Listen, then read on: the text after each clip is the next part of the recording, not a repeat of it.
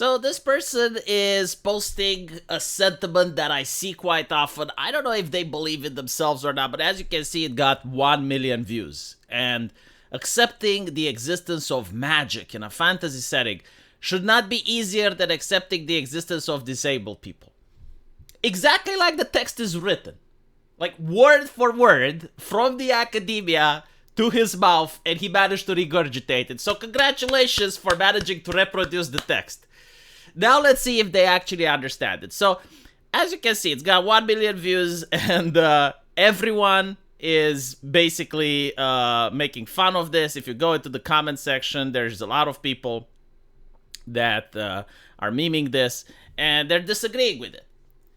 Now, again, I don't care who the opening poster is. I generally don't care if he believes in this or not. The reality is that the corporations themselves, like Wizards of the Coast, is pushing for this. I have seen many other games push for this. And it infuriates people. It irritates people. And the question is why?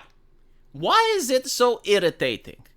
And I really tried thinking about it, and then I realized that the reason it's so irritating is that it reminds me of evangelicals. Not all evangelicals, because obviously I didn't get to meet a lot of them, but the ones that I grew up with, the ones from my area.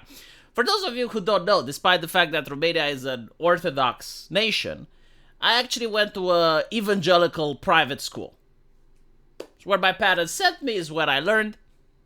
And at that school, I met a couple, and usually when you have a majority religion, the minorities are going to be a lot more radicals, in the essence that they're going to adhere a lot more to the faith. And I don't think I've met, before meeting woke people, individuals that were more arrogant and filled with themselves than some of those evangelicals. Again, not all, but like some of them. They genuinely thought that they are superior human beings. They wouldn't say that out loud, but from their behavior, from their mannerisms, when you spoke with them, you could see that they look at you as a lesser, as if you haven't gotten salvation yet, and the only place you can get salvation is through them. So they view themselves as if they're these emissaries from God. And they hold the truth, and you have to listen to them. You have to accept that they're in a position of power and superiority over you, and you have to listen to the good word. At least that was the vibe that I got, and it was very weird, very uncomfortable, and I was really glad when I finally got through that school. In fact, I believe it's what made me an atheist. Because I was thinking, wow, if God is so good, why are the people that follow him such dicks? But then I met the woke people in the United States, and they're like the evangelicals as well. But they don't think they can offer you salvation. No. They think they can save the world. They are so deluded that they believe the world is suffering, minorities are suffering, but only through their activism, only through the changes that they will make in video games, in comic books, will minorities in America be uplifted. They will suddenly manage to change the culture, and it's going to be the land of milk and honey for the minorities, and they are the only ones capable of doing it. So when they talk to you, they look at you with the same level of disdain, like you're lesser, like you're not at the same level as them, because they understand that by doing this in a video game, it actually helps minorities. And you being against that, you're harming minorities, so that's why they look at you with the level of disdain that we spoke about earlier. So for them, this is like a Rorschach test.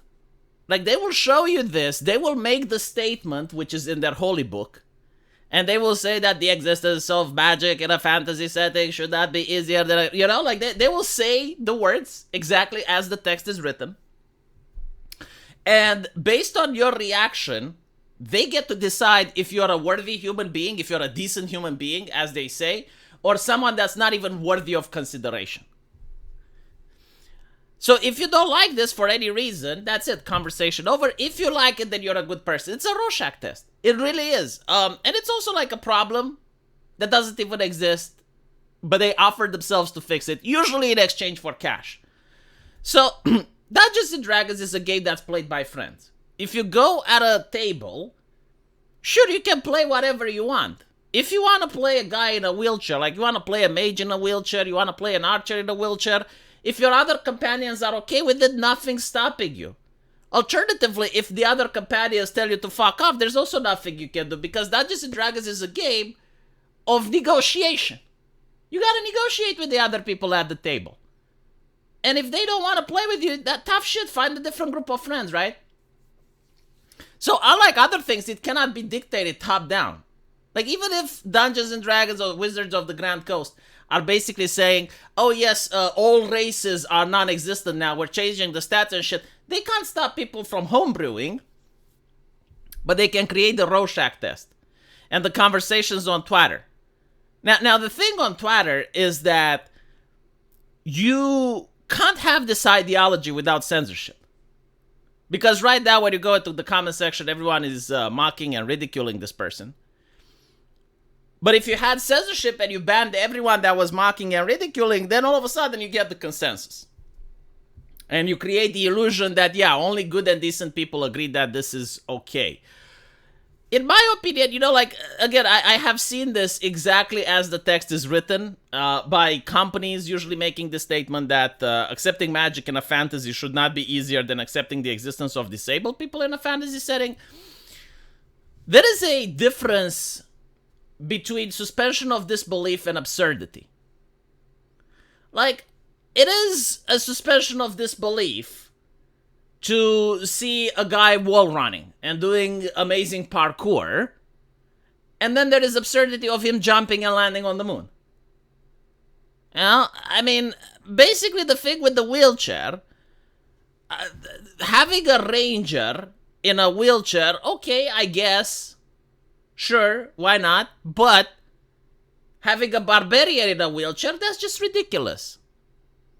It's not fantasy, you know, like, fantasy is about being cool, over the top, graceful.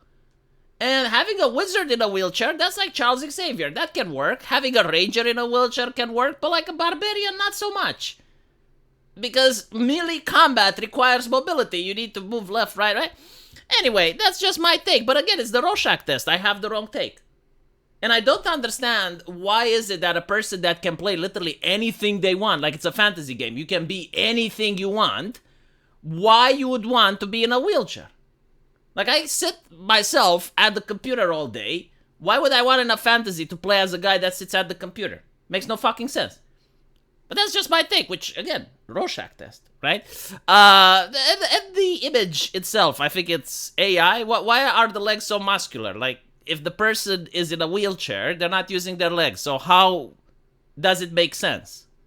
I guess it doesn't have to, right? Like, that's the whole thing. Like, it doesn't have to make sense. It's all about the inclusivity. It's all about of saying that you're part of the ideology. Which means that the game is secondary.